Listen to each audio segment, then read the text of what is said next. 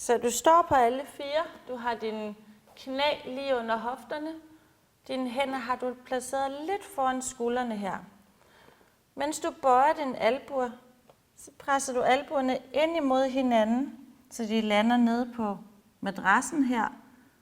Der er albuerne lidt smallere end hænderne. Så løfter du dine mavemuskler, strækker din ryg lang, og så løfter du dig tilbage op igen. Så du sænker ned, lægger al vægten på dine hænder, så presser albuerne mod hinanden, strækker ryggen, presser hænderne i gulvet og løfter dig stille og roligt op, mens du fortsat presser albuerne ind imod hinanden.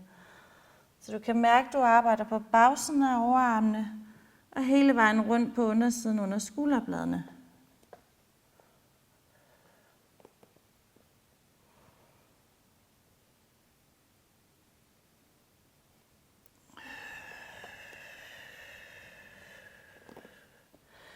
Hvis den bliver lidt for tung, så tager du dine hænder og flytter dem længere tilbage. Bliver den en lille smule lettere at arbejde på vægten, og hvis den bliver lidt for let, kan du lægge dine hænder lidt længere fremad.